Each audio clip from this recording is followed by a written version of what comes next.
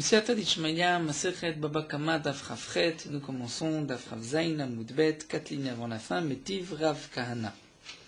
Donc nous avons vu le début de cette Sugia, Avid Inish Dinan et Nafshe, est-ce qu'un homme peut appliquer le din tout seul, c'est-à-dire appliquer la justice, se faire propre justice, ou bien il doit passer par le Beddin. C'est une marloquette entre Rabbi Yehuda et Rav Nachman. D'après Rabbi Yehuda, un homme doit passer obligatoirement par le Beddin. Même s'il est sûr d'avoir raison, il ne peut pas agir tout seul, alors que d'après Rav Nachman, il n'est pas obligé de se déplacer au Beddin, il sait qu'il a raison. Avid Inish Dinan Nafshi, il peut appliquer sa propre justice. Nous avons vu aussi que lorsqu'il y a un cas de perte, la même Rabbi Yehuda est d'accord que Avid Inish Dinan Nafshi, puisque sinon le temps d'aller au Beddin, il peut y avoir une perte irréversible. La Gemara va nous rapporter plusieurs Mishnayot de Braïtot et poser une question sur Rabbi Yehuda. D'abord, nous commençons Metiv Rav Kahana. Rav Kahana pose la question suivante. C'est marqué Ben Bagbag Omer. Ben Bagbag dit Al tikanes lechatzer chavecha. Ce Ben Bagbag, nous connaissons du Pirkei Avot, Bagbag Omer, Forba. Après certains, Ben Bagbag était un converti, c'est pour cela que son nom est assez particulier, Bagbag. On retrouve dans Pirkei Avot aussi Ben He. Certains veulent dire que Bagbag et He c'est la même chose, puisque Bet Gimel c'est la gematria de 5 He. Donc Ben He ou Ben Bagbag c'est la même personne, c'était un converti d'après certains qui enseignent. Al tikanes lechatzer chaverecha. Ne rentre pas dans la cour de ton prochain, litol et shelcha, pour prendre ce qui t'appartient, chez le birchut sans sa permission. C'est-à-dire, tu sais que ton voisin a chez lui un objet qui t'appartient, ne rentre pas chez lui sans sa permission pour reprendre le bien qui t'appartient, chez Matera alaf keganav, peur que tu sois à ses yeux comme un voleur.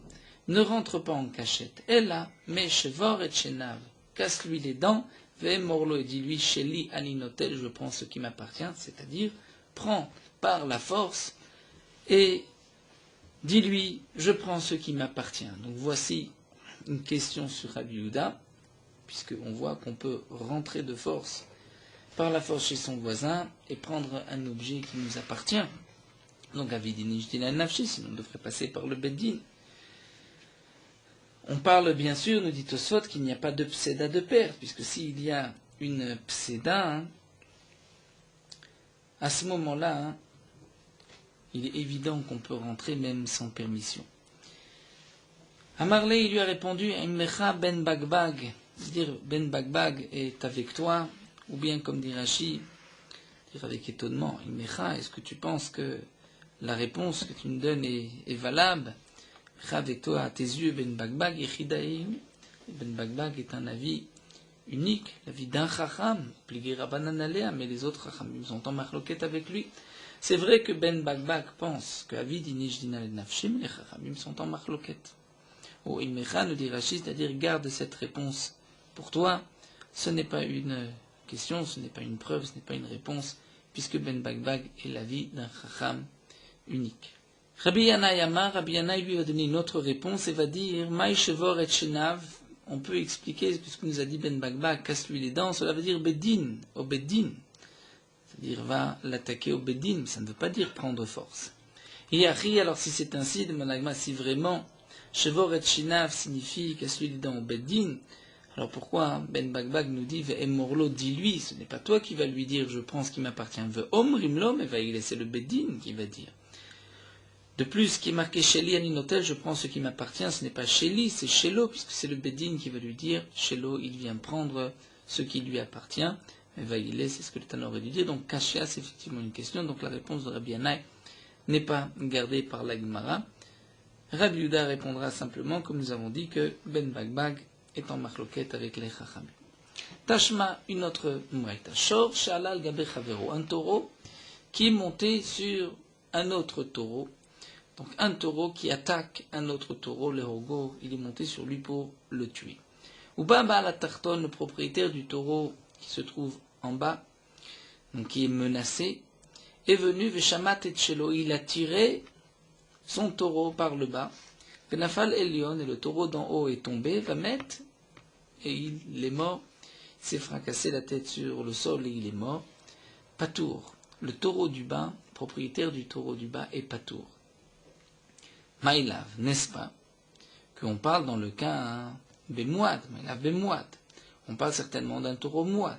Donc un taureau mouad, de toutes les manières, si le taureau du haut a endommagé, a tué, le propriétaire du taureau devra payer tout le nezek. Il n'y a pas de khatsi nezek dans un mouad. Donc celui du bas, le propriétaire du taureau du bas, ne paie rien d'attendre. Même si le taureau se fait tuer, il pourra récupérer son argent. Donc n'est-ce pas qu'on parle d'un taureau mouad et les capsida où il n'y a aucune perte, puisque c'est vrai que si c'était un taureau tam, il risque d'y avoir une perte. Si le taureau du haut ne vaut que 200 et le taureau du bas vaut 1000, même si donc il le tue et qu'il doit payer khatsinezek 500, il ne payera que 200, ou même s'il vaut 500, mais il ne payera que 500, alors que le taureau du bas vaut 1000. Donc là, il y a une pséda. Donc on comprend. Maïlav, n'est-ce pas qu'on parle des mouad et les capséda, qu'on parle d'un taureau mouad et il n'y a pas de perte. Et malgré tout, on voit qu'il peut tirer le taureau du bas. Et il peut donc faire sa propre justice. Bien qu'il pourra aller au Beddin et se faire rembourser par la suite. Donc, avidinish dilal nafché, même lorsqu'il n'y a pas de perte. Agma répond l'eau.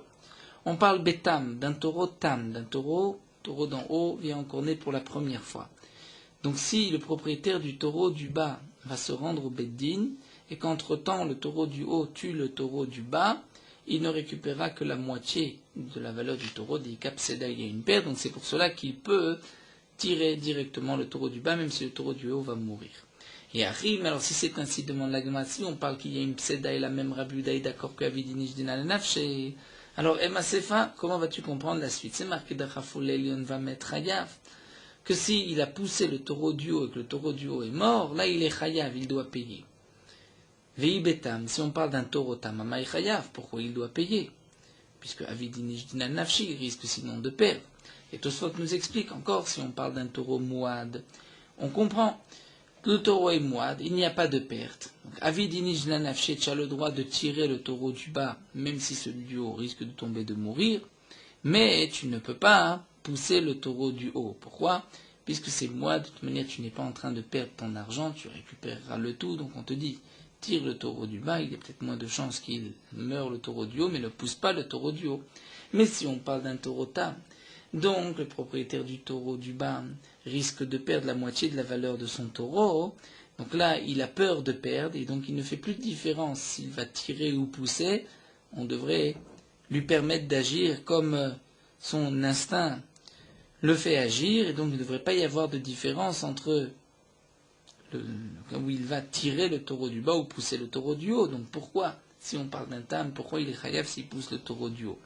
Et l'agma répondra, Shayalo le shamtov le shamtov. Parce que malgré tout, même s'il est baroul, même s'il risque de perdre son argent, il devrait tirer son taureau et pas pousser le taureau du haut. En tout cas, nous n'avons pas de preuve ici pour le din de Avidinish Dinan et Nafshe lorsqu'il n'y a pas de pséda. Tashma l'agma poursuit avec une autre maïta. Amemale chatzer chavero. Un homme qui remplit la cour de son prochain, de son ami, kadeyain et kadeshemen, de cruches de vin ou d'huile.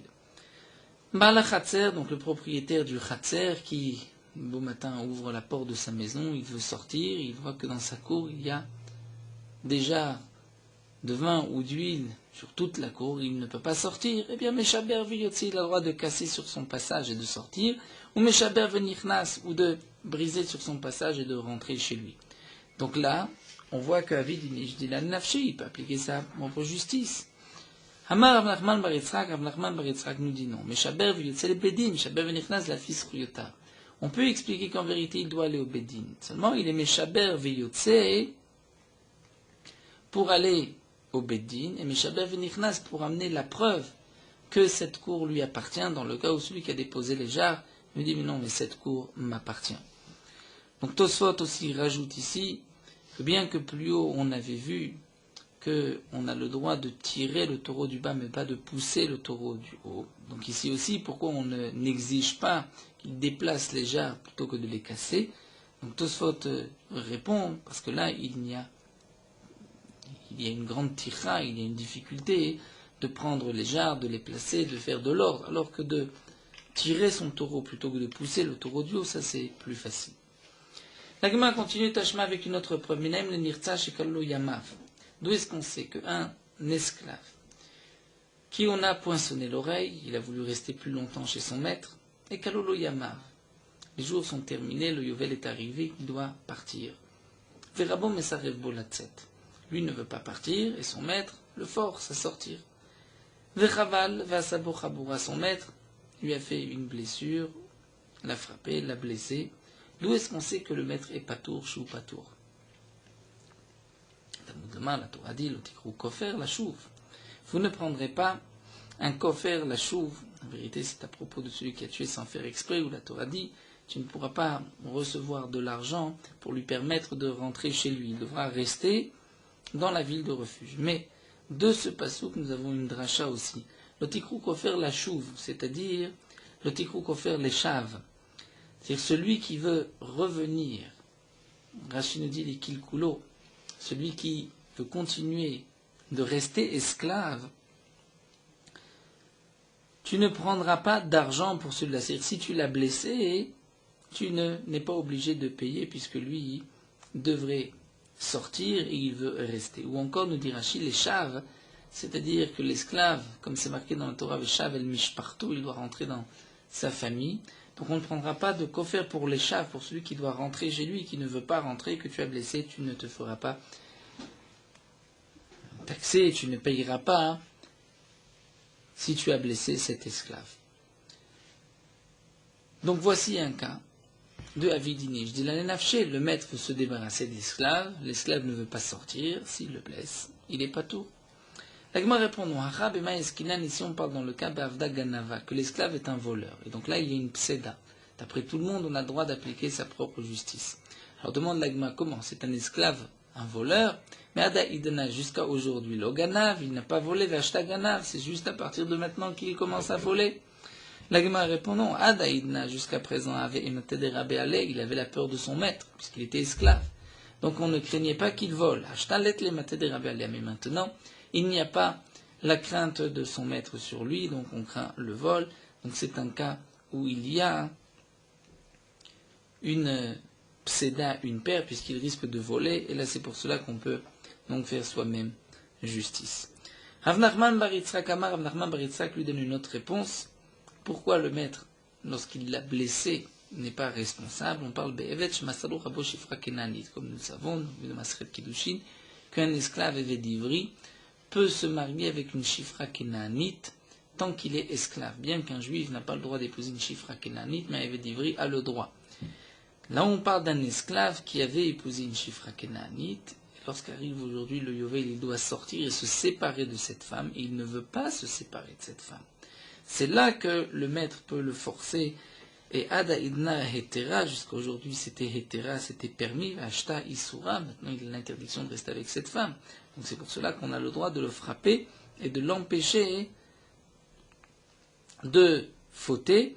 Comme dit Rashi, ce n'est plus Dina le Nafshe, je ne fais pas une justice pour moi-même, c'est pour lui, pour qu'il ne transgresse pas une Avera. Tashma, l'agma essaie d'apporter une autre preuve. Nous avons vu à manière Takad Birshtarabim, un homme a posé une cruche dans le domaine public. Un autre est venu et a trébuché dessus, Veshavra, il l'a cassé, Patour, il est Patour. Donc dans cette Mishnah, on peut faire la déduction suivante, Tama, Denit Kalba, pourquoi il est Patour? C'est parce qu'il a trébuché dessus. Hashavra, mais s'il avait brisé la cruche, il est Chayav. Pourtant, si on dit Avidinish, Dilan et Nafshi. Et comme Rachid nous le rapporte, Rav avait expliqué plus haut la Mishnah, en Afravzaïn Amoudbet, Rav avait expliqué qu'on parle dans le cas où il avait rempli le Reshut Arabim tout entier de cruches.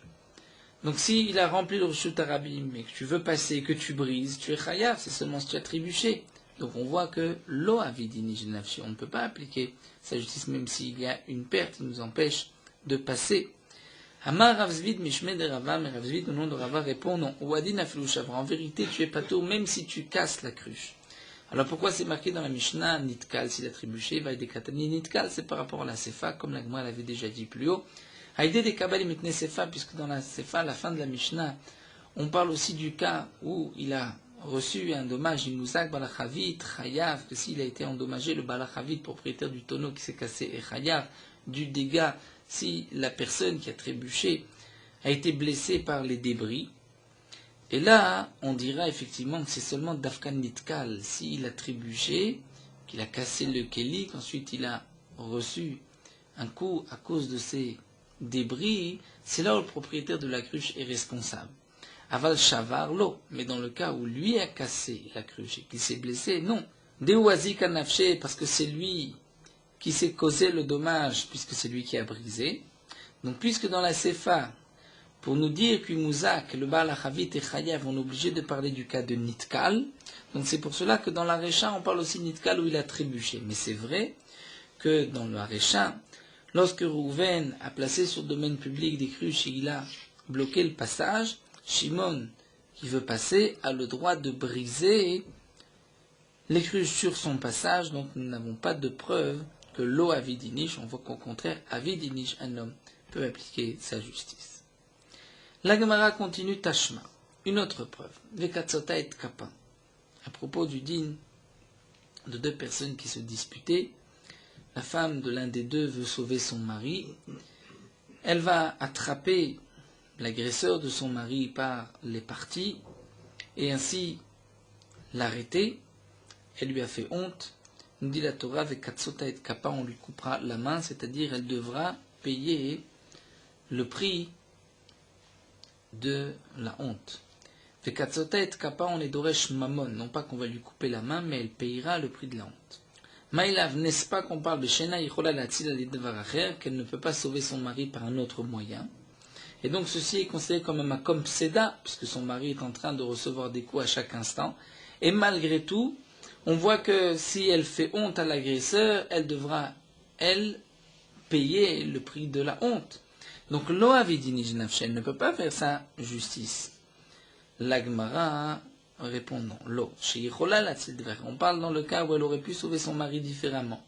Et donc ce n'est pas dina le nafshe, parce qu'elle aurait pu agir d'une autre manière, donc elle lui a fait honte, elle doit payer. Alors nous dit la Gemara, cela voudrait dire avalena yichola latzid vacher ptura, si elle ne pouvait pas sauver son mari d'une autre manière, elle est ptura. Et Achi, si c'est ainsi, il y a des tané sefa.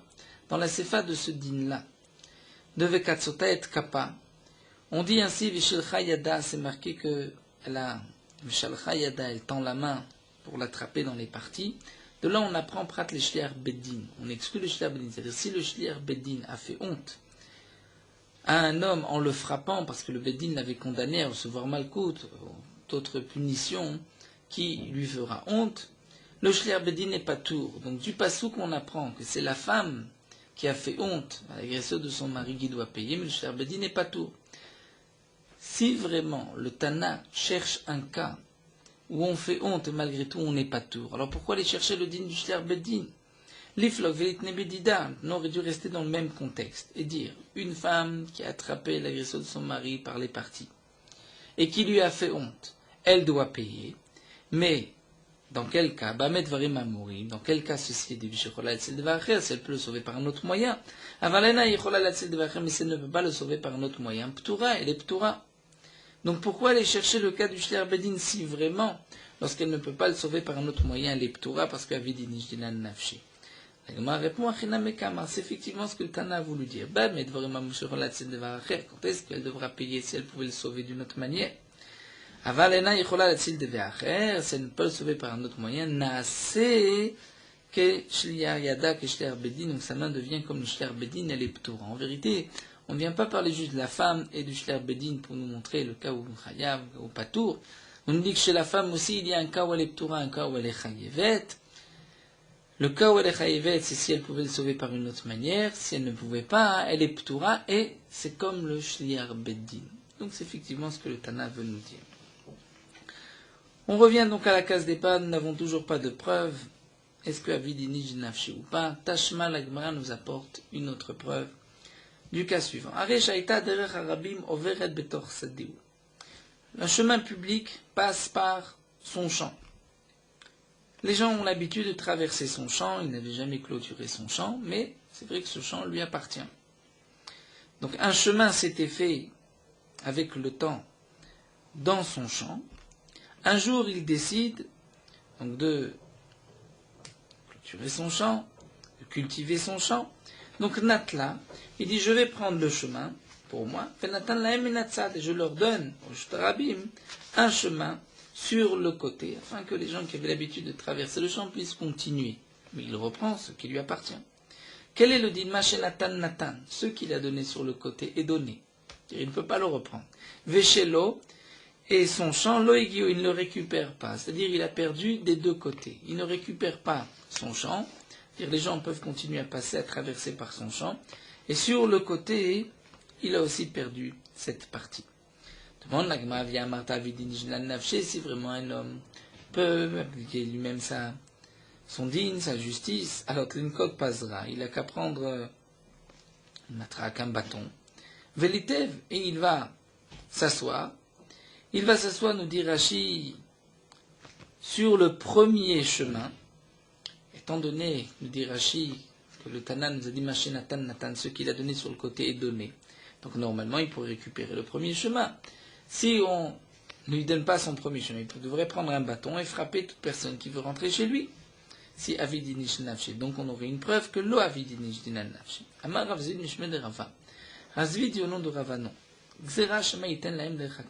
En vérité, pourquoi il ne peut pas récupérer ce chemin? Parce qu'on craint que si on permet une telle chose, il risque par la suite de donner un chemin tortueux, un chemin qui n'est pas facile d'accès, et donc ce n'est pas dina. C'est-à-dire, s'il a donné un chemin qui ne remplace pas le premier, il ne peut pas récupérer le premier. Ou Rav Mesharshia nous dit, Benotenlem de Rakatan. La différence, c'est que Rav Zvidi, on parle de peur qu'il risque de donner un chemin tortueux, et Rav Mesharshia va dire, non, on parle dans le cas où il a donné un chemin tortueux. Mais s'il donne un bon chemin, c'est vrai qu'il peut récupérer. C'est là la différence entre Rav Zvidi et Rav Mesharshia. Et Rav Ashi lui va répondre, Kol minatsa de Rakaltonu. En réalité, chaque fois qu'on déplace un premier chemin, qu'on donne un autre chemin sur le côté, c'est toujours un chemin tortueux. Pourquoi? C'est vrai que c'est plus proche pour un, mais c'est plus loin pour un autre. Donc, on ne peut pas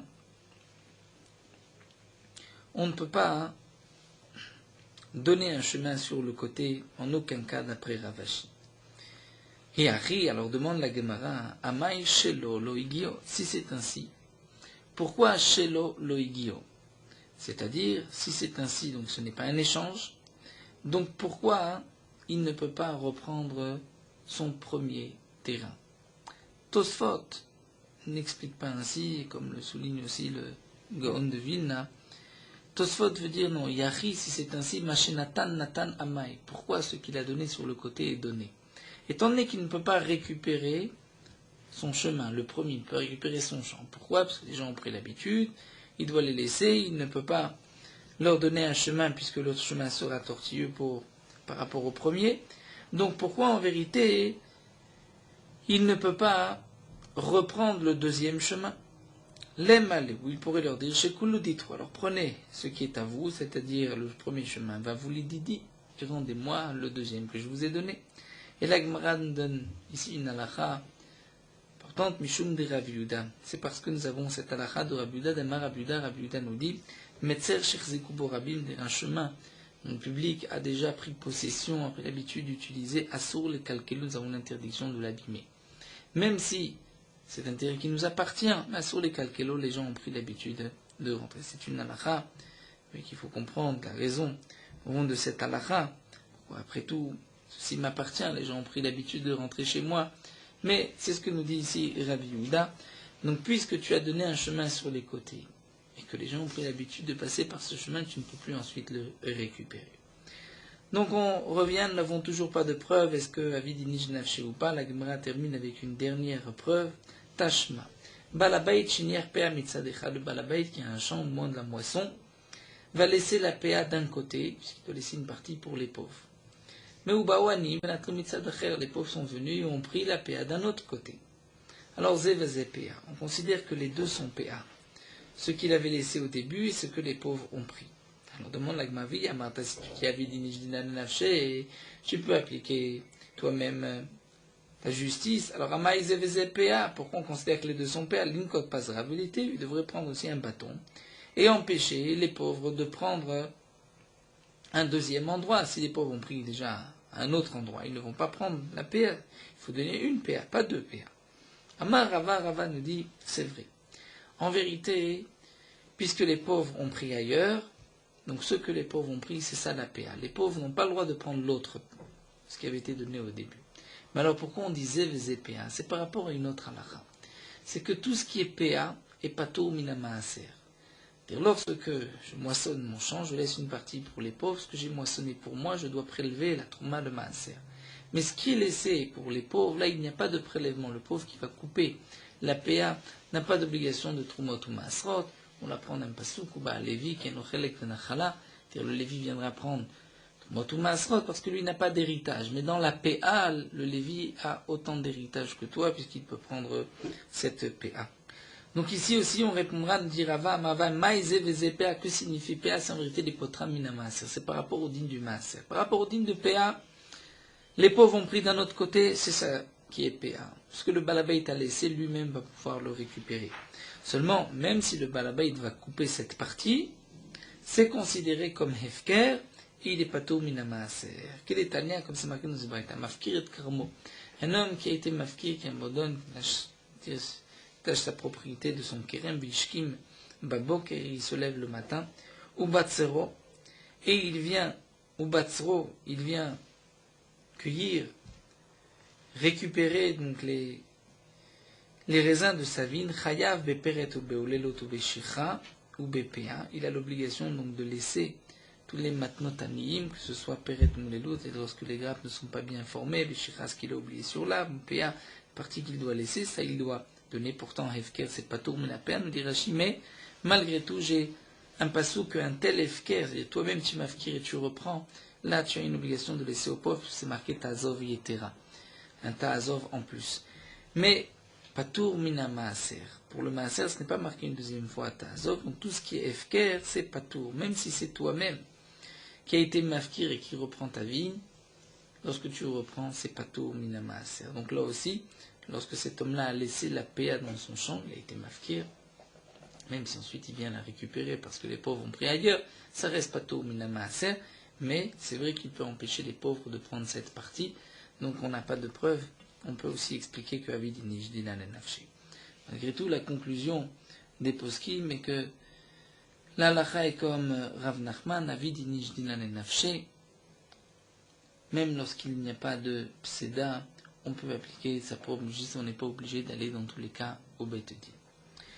La Gemara continue, nous commençons une nouvelle Mishnah, Nishbera Kado Birshut Arabim. Un homme avait une cruche dans le domaine public. Cette cruche s'est brisée, s'est cassée dans le domaine public. L'eau qui se trouvait dans la cruche a coulé. Il y a toute une grande flaque d'eau. Mais un homme est passé et a glissé dans l'eau. Oshelaka becharsit, où il a été blessé par les débris de cette jarre, de cette cruche. Chayav, il est chayav, c'est-à-dire le propriétaire du cadre est chayav. Rabbi Yehuda Omer, Rabbi Yehuda dit, mitkaven chayav, mitkaven patour. Si il était mitkaven, une intention là, il est chayav, sinon il est patour. Nous allons expliquer toute la Mishnah dans la Gemara. Tout d'abord, la Gemara nous rapporte une machloquette entre Rav et Shmuel. Comment les eaux ont causé un dommage. Amar Rabbi Yehuda, Amar Rav, Rabbi Yehuda nous dit au nom de Rav. Loshano el achetinfu kelav bamaim. Ce qui est marqué, que les eaux se sont renversées dans le domaine public. Un homme est venu à glisser, donc il y a subi un dommage, le propriétaire de la jarre est chayav, c'est dans le cas où ses habits se sont salis par l'eau. Aval, mais, Hoatzmo, si lui-même a reçu un coup, patour, c'est-à-dire s'il a glissé dans l'eau, où il est tombé, il s'est fait mal, patour, là le propriétaire de cette eau est patour. Pourquoi? Karka olam izikato.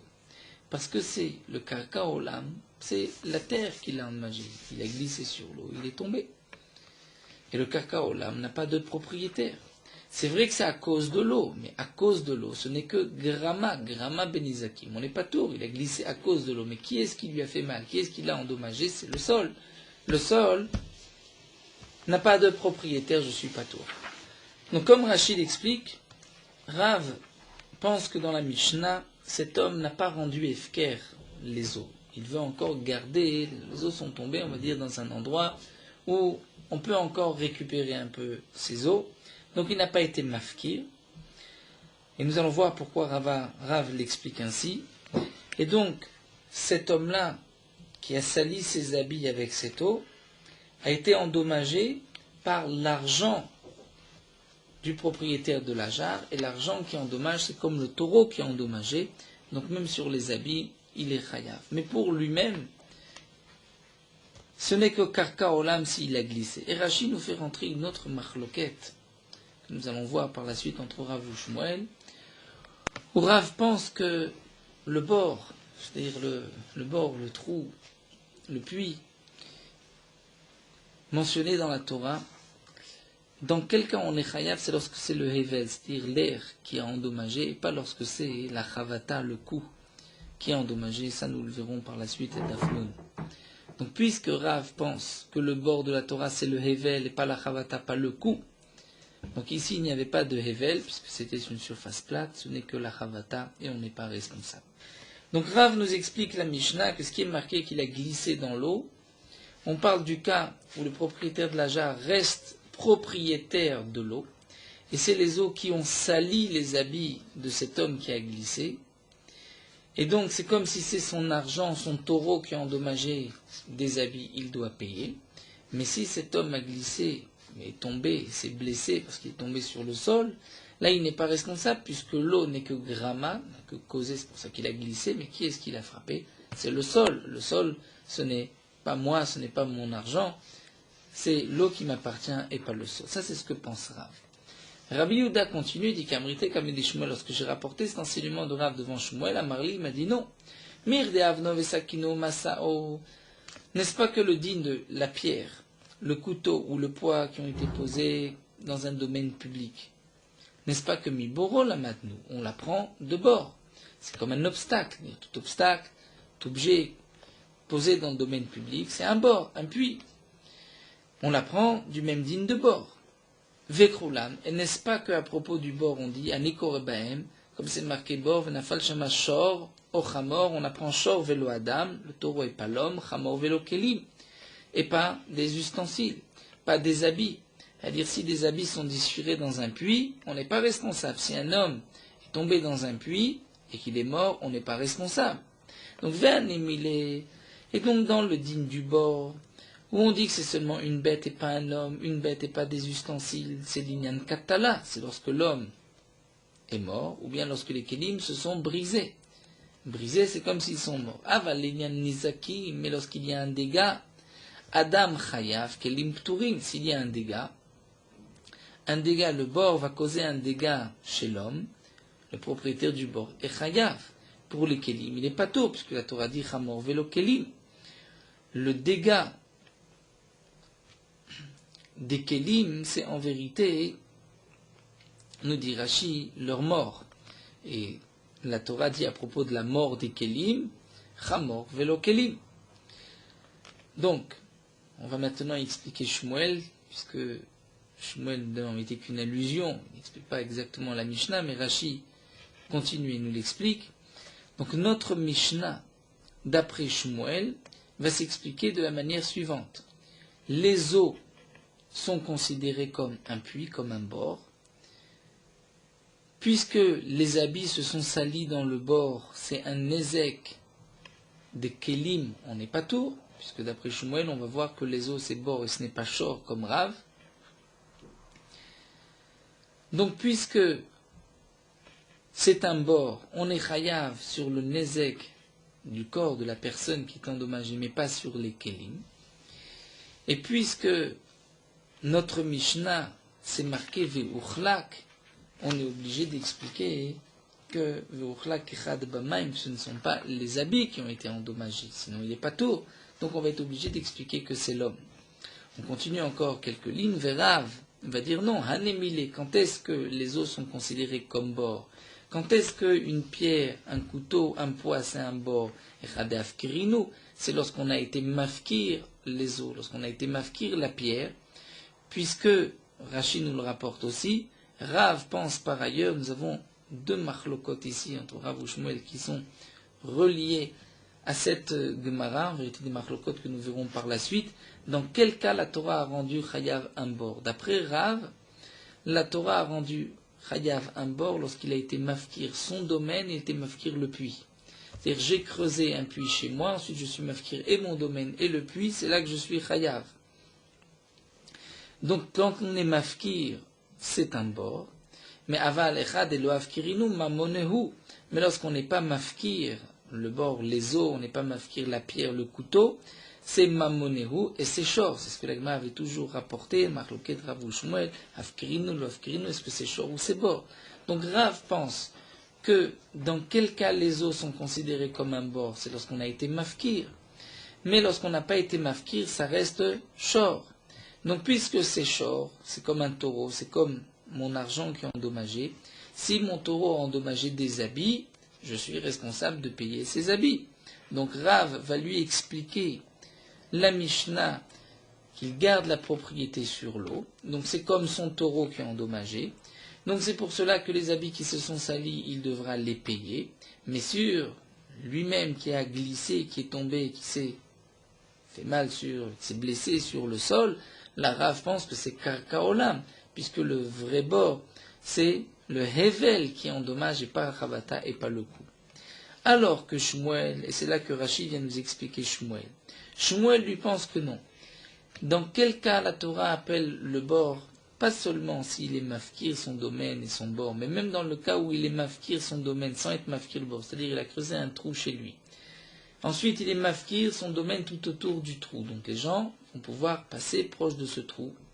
Et si ensuite où un taureau va tomber dans le trou, même si le trou reste sa propriété, c'est quand même un bord. Et la Torah dit que le bord, il est patour sur les nizkim de Kelim. Donc notre Mishnah dit Shmuel, même si tu n'as pas été mafkir les eaux, ça reste ton bord, ça reste ton puits, puisque même lorsque tu n'es pas mafkir, c'est ton bord. Donc ce qui est marqué, qu'il a glissé et qu'il est responsable, il est chayav, on peut l'expliquer seulement par Ezek Goufo, puisque si ce sont les kelim, c'est-à-dire ce sont les habits qui ont été salis, n'est-ce pas que les habits, dans un bord, on n'est pas tour. Donc le bord c'est le trou, mais c'est aussi tout obstacle de l'eau, même si on n'a pas été mafkir, c'est un bord, donc on ne peut pas expliquer qu'il se soit un Ezek de kelim. On est obligé de dire que c'est un Ezek de son gouffre. Alors c'est vrai que Chita de Rav revient, mais c'est Karkaolam. Par l'eau, il a glissé. Mais qui est-ce qui l'a frappé? C'est en vérité le sol qui l'a frappé. Donc pourquoi je suis responsable? Donc là, Rashi nous rapporte la deuxième svara de Shmuel, c'est que le bord de la Torah, c'est pas seulement le Hevel, ce n'est pas seulement l'air, mais c'est même le coup. Même si c'est Karkaolam, il est responsable. Donc d'après Rav, c'est vrai que la Mishnah, on est obligé d'expliquer que ce sont les Kelim, mais lui, il est pas tôt. D'après Shmuel, c'est le contraire. On est obligé d'expliquer que c'est lui, mais pas les Kelim.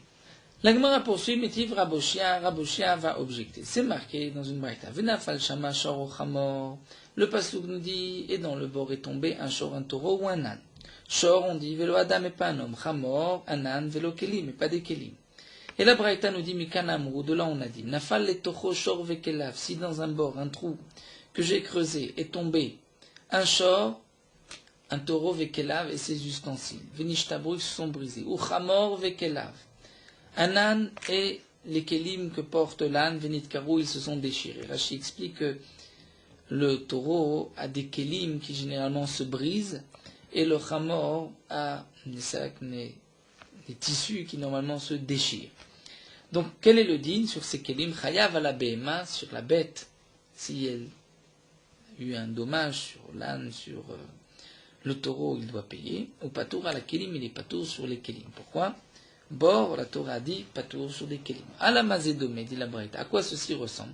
Les avno, sakino, masao, shinicham, birshtrabim, biziko. Ça ressemble à une pierre, un couteau ou un poids qui ont été posés dans le domaine public et qui ont endommagé. Mais la Gemara va immédiatement poser la question. Que signifie?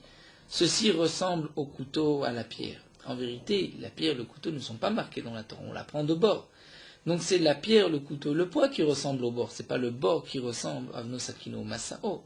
Hadraba demande à Gma, Madomelazé, mais on devrait dire qu'est-ce qui ressemble au bord. C'est la pierre, Sakino Masao. Donc le dégât ne peut être qu'un dégât de bête, Hamor, au shor, mais pas un dégât des kelim. Donc qu'est-ce que la Braïta vient nous dire, à quoi ceci ressemble? Et là, maï domelazé, donc on va reprendre, on va dire effectivement. On nous rapporte le digne du bord. Et on est chayav lorsqu'on creuse un trou et qu'un taureau est tombé que sur le taureau et pas sur ses kelim. Maï domelazé, on va dire, qu'est-ce qui ressemble à cela? C'est avno sakinu maso shiniram yushtrabim, donc là on termine la Braïta. La Gemara a posé une question pour ensuite expliquer la Braïta. Et donc la Braïta poursuit, avno sakinu maso kiniram yushtrabim viziko qui ont endommagé. Là, dans ce cas-là, on n'est chayav que sur la bête et pas sur les kelim si le dégât s'est fait avec un couteau sur des kelim. Les fichach, et la Braïta termine. Himitiach slochito baeven. S'il a, on s'est frappé sa cruche contre la pierre, chayav, il est chayav. C'est-à-dire le propriétaire de la pierre est chayav. Recha, la recha, caché les rav, c'est une question sur rav. Puisque la recha, c'est marqué que avno sakino, c'est un puits, c'est un bord. Et la Sefa, c'est caché à Shmuel. La Sefa où c'est marqué que si un Kéli s'est brisé sur la pierre, il est chayav. Shmuel nous a dit que non, il n'est pas tour, puisque c'est un obstacle. Mais la Gemara, avant de continuer, pose, mais pourquoi vas-tu chercher une question sur Abu Shmuel? Tu as une contradiction dans la Braïta elle-même. Il est ta mère d'après toi. Tu peux te poser la question sur la Braïta elle-même. Recha pato, et Sefa chayav. Dans la Recha, on dit que sur la pierre, si la pierre a causé un dommage sur des kélim, on n'est pas tour. Ensuite, c'est marqué les fichar, c'est pour cela. Si une cruche a tablé sur la pierre, on est chayav. Donc nous avons ici une contradiction. Et là, on devra dire, pour répondre à la contradiction, aussi bien Rav ou Shmuel vont être obligés de répondre à la Braïta, et automatiquement on n'aura plus de questions non plus ni sur Rav ni sur Shmuel. Et là, Rav metaret setam et Shmuel metaret setam. Et lui, Rav va expliquer les tamés, et Shmuel est metaret setam. Et chacun va expliquer selon sa chita. Rav metaret setam et Rav va expliquer selon sa chita. Il va dire ainsi, le bord, on est chayav sur une bête, mais pas sur un kelim. Bamed, quand est-ce que ceci est dit kshif kiran? Lorsqu'il est mafkir le bord. Le bord de la Torah, lorsque je suis mafkir, je ne veux plus être propriétaire de ce trou. Avaloïf kiram, mais si je ne suis pas mafkir, là je suis chayav. Pourquoi? Puisque ce n'est plus un bord, c'est un shor, c'est ton taureau qui est endommagé, c'est ton argent. Les fichar, c'est pour cela, et tiat lochito beven chayav. La Braïta termine dans le cas où tu n'as pas été mafkir. Donc si la pierre t'appartient avec une cruche a tapé dessus et s'est brisé, là tu es chayav. Pourquoi? Puisque c'est une pierre, c'est mammon, là on ne fait pas de différence si c'est un ustensile ou une bête qui a été endommagé. Shmuel lui répondra l'état, mais il dira Ashta damartav nosakinu maso keboro. Maintenant que tu viens de dire que nosakinu maso c'est comme le puits, donc le din du puits c'est qu'on est rêve seulement sur la bête et pas sur les kelim, mais les Rabbi Yehuda qui dit Mechav niskein bebor comme nous l'avons vu d'après Rabbi Yehuda, ou dans un bord on est rêve aussi sur les kelim, alors on dira les fichar tiat sorito baeven chayav, si la cruche a frappé la pierre on est chayav d'après Rabbi Yehuda puisqu'on est rêve même sur le niske kelim. La Gemara termine Amar Rabbi Lazar. Lo shanu ila shnitkal baeven venashuv baeven. Ce qui a été enseigné dans la Mishnah, dans cette Braïta. Donc, Uitiat Surito Baeven, la cruche a frappé la pierre, on est chayav. C'est seulement dans le cas Shnitkal Baeven venashuv baeven. Le Keli a trébuché sur la pierre et s'est cassé sur la pierre. Aval Nitkal Bekarka s'est trébuché sur le sol. Venishov Baeven. Et s'est brisé sur la pierre, on n'est pas tour. Keman, comme qui, Telo Kerabinatan, Rashi nous rapporte une Gemara d'Afnun Gimel, un taureau qui pousse un autre taureau dans un puits. D'après Rabbi Nathan, lorsque on ne pourra pas se faire payer de l'un, on se fera payer de l'autre. Donc on tient compte aussi du dégât du puits. Si le taureau qui a poussé était tam, donc ratzinezek, donc il ne peut pas payer tout, on pourra payer une partie du propriétaire du puits. Donc là aussi, nitkal bekarka venashu beven, il est pas tour. Normalement, d'après Rabbi Nathan, puisque le sol ne peut pas payer, donc c'est le propriétaire de la pierre qui doit payer. Et là, on voit qu'on n'est pas tour, donc ce n'est pas comme Rabbi Nathan. Uika d'Amré, d'après une autre version, Amar Blazar dit, Lotema benitkal beven nashu beven mechev, ne dit pas lorsqu'il a trébuché sur la pierre et que l'objet s'est brisé sur la pierre, on est chayav. Aval nitkal bekarka venashu beven patour, mais que c'était trébuché sur le sol et que c'était frappé sur la pierre, il est pas tour, on va dire non. Et là, filou nitkal bekarka venashu beven, il est chayav. Bien que le propriétaire de la pierre n'est pas responsable, qu'il est trébuché sur le sol, mais d'après Rabbi Nathan, Keman qui est Rabbi Nathan, qui dit que lorsque l'un ne peut pas payer, on cherche le deuxième, et puisque le dommage s'est fait par la pierre, par le bord, donc si il n'y a personne pour rendre celui qui a poussé, qui a causé, donc cet homme ou le Kéli a trébuché, Donc c'est le Even, le propriétaire de la pierre, qui payera. Donc c'est ainsi que Rabbi Lazar explique d'après deux versions. Est-ce que Nitkal Be'even Ashuv Be'even ou bien Nitkal Be'karka Venashuv Be'even. Nous allons nous arrêter ici, on reprendra le Rabbi Yehuda de la Mishnah, la différence Mitkaven et non Mitkaven. Nous poursuivons Merot Halacha Daf Chafret. Sinon le Motzi Shemra, celui qui sort un mauvais nom, c'est-à-dire qui une mauvaise rumeur sur son prochain, il fait partie du cadre de celui qui fait honte à son prochain en public, par des paroles. Et ceci est une grande avéra, une grande transgression, plus grand encore que celui qui fait honte à son prochain. Pourquoi? Étant donné que le Motzi Shemra va faire répandre cette rumeur, et ceci va se faire savoir, c'est en vérité ce qu'on appelle le Lashon Hara. Nos ancêtres n'ont été punis à l'époque du désert que par la faute du Lashon Hara. Ils avaient parlé du mal de la terre d'Israël. Et les Khamim m'ont dit aussi, si déjà celui qui dit du Lashon Hara, du Motzi Shemra sur des pierres et du bois mérite une telle punition, à plus forte raison celui qui sort une mauvaise rumeur, un mauvais nom sur son prochain. Les Khamim nous ont dit aussi que sur certaines avérotes, on punira l'homme dans ce monde-ci, et l'essentiel de sa punition sera les olam haba, sur la vodazara, l'idolâtrie, Gilui Arayot, les relations interdites, shfichut damim, sur le meurtre, mais aussi sur le lashon hara. Si on a fait sortir, un homme a fait sortir un Motzi Shemra sur Réhouven, Réhouven n'est pas obligé de lui pardonner. Ceci n'est pas considéré comme une méchanceté de la part de Réhouven. Mais même si la personne qui a fait sortir ce Shemra lui demande pardon, malgré tout, le Shemra est encore répandu alors que les excuses n'ont pas été répondues. Malgré tout, par modestie, Lifnim Meshurat Hadin, il est bon de pardonner à son prochain. Les Kadmonim ont institué un Cherem, c'est-à-dire excommunier toute personne qui fera du Motzi Shemra sur un défunt, sur un mort. Donc celui qui est Motzi Shemra sur un mort, à part qu'il doit demander pardon sur sa tombe, il doit aussi faire tchouva parce qu'il a transgressé cette takana et ce chem, cette excommunication des Chachamim.